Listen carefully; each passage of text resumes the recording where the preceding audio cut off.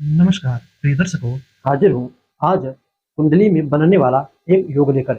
ऐसा यह योग तो दो पत्नी की योग। जब भी किसी जातक की कुंडली में अभी मैं जैसी ग्रह स्थितियां बतलाने वाला हूँ वैसी बने तो समझिए कि या तो इस जातक के जीवन में एक पत्नी की मृत्यु के बाद दूसरी पत्नी आएगी, अथवा एक साथ दो पत्नियों का योग है तो सूत्र तो घटित होगा, किंतु किसी अन्य प्रकार से। आप समझ लो, आप लोगों की कुंडली देखो, कुंडली में यह सूत्र बन रहा है, यह योग बन रहा है तो कितना सत्य है। और देखिए, एक बात फिर कहूंगा, जरूरी नहीं है कि जीवन की शुरुआत में ही यह सूत्र घटित हो जाए। किसी भी उम्र के किसी भी पड़ाव पर जाकर यह सूत्र घटित हो सकता है।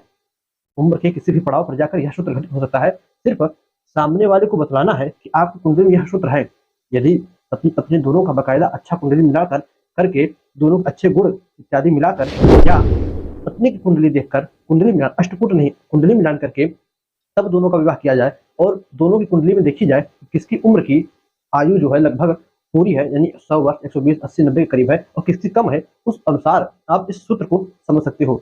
तो चाहे पुरुष की कुंडली हो, चाहे पत्नी महिला की हो, पुरुष की रहेगी तो उसकी विपरीत कर दीजिए, उसकी कुंडली में उसकी पत्नी का योग बनेगा, और पत्नी की कुंडली है तो उसके कुंडली में यह सूत्र बने तो दो पति के योग होंगे। आप सूत्र देखिए कितना सिद्ध और सटीक है, कमेंट में बताइएगा। तो आइए बात करें पहले सूत्र की। तो हमारा कुंडली में पहला सूत्र बनता ऐसे है कि यदि जन्म कुंडली में लग्न, तो सभी लोग जानते हैं जो सप्तम स्थान है, इस सप्तम स्थान को विवाह से संबंधित या जो है गृहस्थी से संबंधित माना जाता है। अब जब बात शादी की आती है, पत्नी की आती है, तो इस सप्तम स्थान को देखा जाता है। यहाँ पर मैं 7 नंबर लिखता हूँ, आप ये समझिए ये सप्तम स्थान है, इस स्थान को देखा जाता है। इस स्थान का जो स्वामी हो, स्वामी कैसे पता चलेगा? तो इस स्थान में जो भी नंबर लिखा है, जैसे मैंने 7 नंबर लिखा है, तो 7 नंबर यानी तुला राशि हो गई। तुला राशि के स्वामी होते हैं शुक्र। अब कुंडली में आपको देखना है कि जो सप्तमेश हो, जो 7वें स्थान के स्वामी हो, वे निर्बल होकर, यानी अंश बल से भी कमजोर हो, भाव बल से भी कमजोर हो, उनके ऊपर पापक ग्रहों की दृष्टि हो, और वे सप्तमेश सप्तम स्थान में ही बैठे हो, उनके ऊपर पापक ग्रहों की दृष्टि हो और वे कमजोर हो, तब ऐसी स्थिति में दो पत्नी के योग कुंडली में बनते हैं। अब देखिए यह कितना सटीक बात है। जैसे मान लीजिए कि क्या पत्नी की मृत्यु के बाद ही उस जातक का विवाह होगा दूसरी पत्नी के साथ, अथवा एक रहते हुए दूसरी पत्नी के योग बनेंगे, यह अन्य ग्रहों की स्थिति पर डिपेंड करता है। जैसे कुंडली में शुक्र की क्या स्थिति है, अथवा देवगुरु बृहस्पति की क्या स्थिति है। ये दोनों भी महिला की कुंडली में पुरुष जो होते हैं, यानी पति के कारक वे बृहस्पति हो गए। पुरुष की कुंडली में, मनुष्य की आदमी की कुंडली में शुक्र जो है पत्नी के कारक होते हैं, तो शुक्र और गुरु की स्थिति देखनी पड़ेगी। शुभ ग्रहों की दृष्टि सप्तम स्थान में है कि नहीं, जो सप्तमेश है उनकी कैसी स्थिति है, इन सभी को देखकर बाकी भी कुंडलियों में जो नवमांश है इत्यादि, उनका विधिवत अध्ययन करके यह पता लगाया जा सकता है कि जातक की मृत्यु के बाद पत्नी के वह दूसरी शादी करेगा, या उसके रहते हुए ही किसी दूसरी स्त्री के साथ वह रहता है। तो अन्य ग्रहों की स्थितियां देखते हुए तब यह योग आप जो है पहला सूत्र सिद्ध कर सकते हो। इसी प्रकार जो दूसरा सूत्र है वह कहता है कि सप्तम स्थान एवं अष्टम स्थान में पापक ग्रह हो। कुंडली में जो 7वां स्थान हो और जो 8वां स्थान हो, वहां उन दोनों में कोई पापक ग्रह बैठे हो, तथा कुंडली के 12वें स्थान में मंगल बैठे हो। वह सुनिए, सप्तम स्थान एवं अष्टम स्थान में पापक ग्रह बैठे हो और 12वें भाव में मंगल बैठे हो, तब भी कुंडली में दो पत्नी के योग बनते हैं।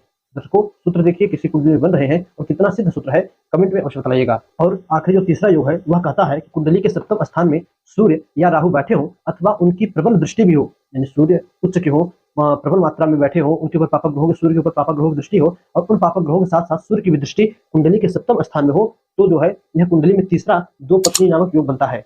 दर्शकों, यह सूत्र जो जिसकी भी कुंडली में बने, जिस ग्रह से बने, यदि उस ग्रह की शांति कराई जाए, देखिए जिस भी ग्रह से कुंडली बने, यदि जैसे इसमें सूर्य और राहु से बना तो सूर्य की शांति, राहु की शांति कराई जाए, इससे जो है उस जातक के इस योग की शांति होती है। और एक बात और इस योग पे लिखते हैं कि यदि सप्तम स्थान और सप्तम स्थान में राहु अथवा सूर्य बैठे होंगे, दृष्टि होगी, तो ऐसे जातक की दो पत्नियां होती हैं, किंतु दोनों बीमार रहती हैं, दोनों को कोई ना कोई असाध्य रोग लगा रहता है, जिस उस रोग का कोई उपाय जल्दी नहीं मिलता। तो ऐसी स्थिति में सूर्य और राहु की शांति कराई जाए, उस जातक के द्वारा जिसे कुंडली में योग बना है, उसकी पत्नियों को जो है उस बीमारी से छुटकारा मिलता है। तो देखो, यह 3 सूत्र जो भी थे, मैंने आपको जातक तत्व नाम की पुस्तक आती है उसके अंदर से बतलाया। वो लोग पुस्तक का नाम पूछते हैं, श्लोक पूछते हैं, तो श्लोक बताने लगे तो उतनी जगह भी नहीं बचती बोर्ड पर, और फिर वीडियो भी बहुत लंबा हो जाएगा। तो छोटे में समझिए, आप पुस्तक का नाम समझ लीजिए जातक तत्व, उसी के अंतर्गत ये सभी सूत्र भरे पड़े हैं। जितने भी ज्योतिष के अंतर्गत सूत्र आते हैं, छोटे से लेकर बड़े तक, वह सभी इस पुस्तक के अंदर है। आप उस पुस्तक को खरीद कर पढ़ सकते हो, देख सकते हो, उसके अंदर ये सभी सूत्र पड़े हैं। आज तक हमने जितने भी सूत्र आपको बतलाए सब किसी न किसी पुस्तक से हैं। कुछ अपने पर्सनल अनुभव है, तो कुछ इन पुस्तकों के द्वारा लिए गए हैं। आप सभी सूत्रों को देखिए और कौन सा कितना सिद्ध है कमेंट में अवश्य बताइएगा। तो बस आज के इतना ही, याद दीजिए, पुनः से मुलाकात होगी इस नई वीडियो में नए प्रकार के सूत्रों के साथ। तब तक के लिए नमस्कार।